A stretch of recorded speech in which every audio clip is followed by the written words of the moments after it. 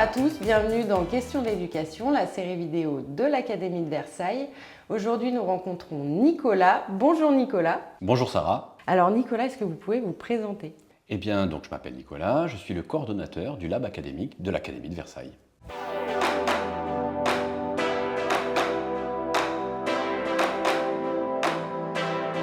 Alors comme il est coutume dans cette série, nous avons une photo de vous. On est en 2018 et cette année-là, vous arrivez au ministère, au Lab 110 bis. Comment ça s'est passé? À l'époque, j'étais coordonnateur du réseau d'éducation prioritaire REP+ d'Orly et j'ai été contacté tout simplement par la responsable du lab 110 bis à l'époque, qui m'a proposé de venir participer à une réunion concernant la mise en œuvre des classes dédoublées. Et petit à petit, on m'a proposé d'intégrer une nouvelle manière de développer des projets. Alors on parle beaucoup du Lab 110 bis, du Lab du rectorat de Versailles, mais concrètement, à quoi sert un lab et est-ce que vous avez des exemples?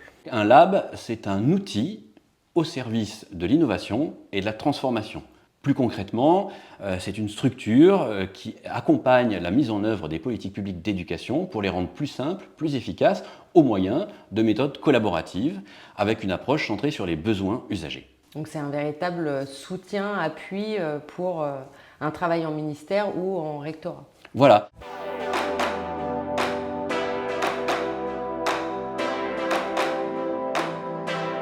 Alors maintenant, nous passons à la séquence première fois. Quel a été votre premier métier? Mon premier métier, si ce n'est les emplois étudiants, ça a été professeur des écoles. Et votre première école? Ma première classe en tant que titulaire, c'était dans une école de Vitry-sur-Seine. Et je n'avais pas une classe d'ailleurs, j'en avais deux. J'avais deux mi-temps sur deux niveaux différents, un CE1 et un CE2. Premier projet en tant que coordonnateur REP+. Alors, un des premiers projets auxquels je tiens, particulièrement mis en œuvre collectivement, mais auquel j'ai participé, c'est faire en sorte que les enseignants du premier degré et du second degré, donc du réseau d'éducation prioritaire, travaillent ensemble. C'est quelque chose de très compliqué à faire puisque les emplois du temps ne sont pas compatibles. Donc nous avons réussi à faire en sorte que les enseignants de la petite section jusqu'à la troisième puissent travailler le mercredi après-midi, 4 fois par an. Donc ça a été quelque chose d'assez nouveau, d'assez innovant. Et ça, c'est quelque chose qui a duré dans le temps, d'ailleurs. Une fois que moi je suis parti du réseau, que l'inspecteur est parti du réseau, c'est quelque chose qui dure encore, d'ailleurs. Ça veut dire qu'on a touché quelque chose d'important et que ça permet aux enseignants de travailler ensemble et ça répond à un besoin, en tout cas, chez les enseignants du réseau. Et que tout le monde se mette en ordre de marche pour la réussite de l'élève. Voilà, l'idée c'était de travailler sur des problématiques communes, d'harmoniser certaines pratiques, de faire en sorte que cette épreuve du passage en sixième, notamment, parce qu'il y a d'autres choses, soit une épreuve certes, mais qui fasse grandir et qui ne soit pas un frein ou tout au moins le début d'un décrochage chez certains élèves. Et donc ça nous a permis de travailler sur des problématiques de climat scolaire, d'harmonisation de gestes professionnels dans le domaine du lire, écrire, parler.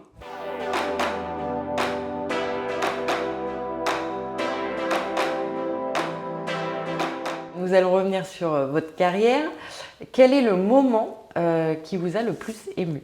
Le moment qui m'a le plus ému, c'est lorsque j'ai assisté à la première séance d'un projet qu'on avait mis en œuvre sur le REP+ d'Orly. Ce projet s'intitulait Aide au travail personnel de l'élève en présence des parents et des enseignants.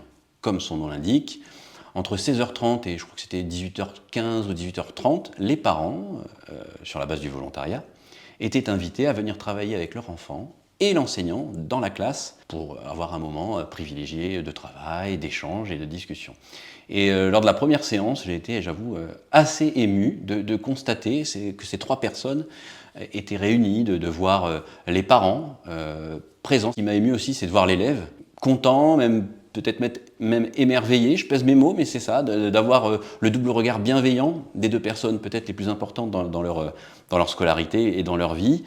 Ce qui m'a ému aussi, c'est voir les enseignants heureux de participer à un moment un peu exceptionnel. Et par rapport à votre rôle de coordonnateur, quel regard portez-vous dessus? C'est un regard que je pourrais qualifier de passionné. Et je vais m'expliquer. Quand je commence un nouvel accompagnement, il y a un gros travail d'écoute. Et cette écoute active Je la trouve vraiment très intéressante et ce qui me passionne dans cette action, c'est de d'élucider quelque part la problématique qui est soumise et pour la comprendre, hein, bien entendu, et pour répondre au mieux à la commande qui m'est faite et apporter un bénéfice et résoudre les problèmes de la personne qui sollicite le lab.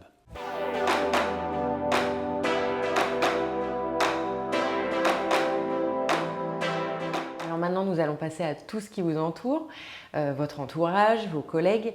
Et justement, en parlant de vos collègues, quel est le meilleur conseil qu'un collègue vous ait donné? Alors c'était mon inspecteur de l'éducation nationale quand j'étais coordonnateur REP+, et de ne pas s'auto-censurer. Voilà, quand on a une idée, voilà, d'autres personnes ou d'autres structures se chargeront de vous dire que ce n'est pas possible. Mais voilà, argumentez, si vous croyez en votre idée, pas d'autocensure. Et par rapport à votre entourage, quand vous leur dites que vous êtes coordonnateur du lab, comment réagissent-ils? Au départ, c'est un peu d'incompréhension, parce que coordonnateur, on ne sait pas trop ce que c'est, et lab non plus. Donc je leur explique, et je leur donne surtout des exemples concrets de sujets sur lesquels je travaille. Quand je leur parle de méthodes collaboratives, qui consistent à faire travailler, à préparer le travail de plusieurs personnes, ce qui n'est pas forcément évident, là, ils comprennent.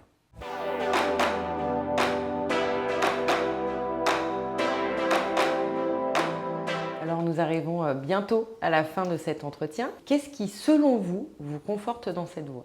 Ce qui me conforte dans cette voie, c'est de voir que l'offre de services actuelle du lab fonctionne, que j'ai de plus en plus de demandes. En ce moment, 1 à 2 demandes par jour pour la rentrée scolaire prochaine. Donc c'est une grande satisfaction, mais qui m'oblige aussi. Et ça, j'en suis vraiment extrêmement satisfait. Avez-vous un geste professionnel qui vous est bénéfique au quotidien à nous partager? Oui, l'écoute active. Alors c'est quelque chose d'assez compliqué à faire et je vais vous donner un exemple. Quand j'ai été formé à cette technique, on nous a fait prendre des coquillettes dans la main gauche, on nous a fait mettre en binôme et la personne qui était en face de nous devait partager un problème qu'elle rencontrait, un problème professionnel. Et à chaque fois qu'on avait envie d'intervenir, de donner un conseil ou de ramener à soi, de dire « ah oui, moi aussi j'ai vécu ça », il fallait transférer une coquillette de la main gauche à la main droite. Et à la fin de ces 3 à 4 minutes d'entretien, on se rendait compte que la main droite avait une dizaine, voire une quinzaine de coquillettes, ce qui nous montrait qu'on n'était pas bien concentré sur ce que nous disait la personne, on était surtout concentré sur le fait comment on allait répondre. L'écoute active, c'est d'être pleinement concentré sur ce que dit la personne, non pas déjà pour lui répondre, mais pour comprendre. Et ça, c'est un geste professionnel, cette écoute active, qui est extrêmement précieux et qui permet de résoudre beaucoup de problématiques. Conclusion, faire des stocks de coquillettes. Exactement. Ça marche aussi avec les farfales. Ça y est, c'est la fin de notre entretien. Merci beaucoup Nicolas d'être venu ici partager votre parcours et je vous souhaite une belle continuation au lab ou ailleurs et à bientôt j'espère. Merci beaucoup Sarah.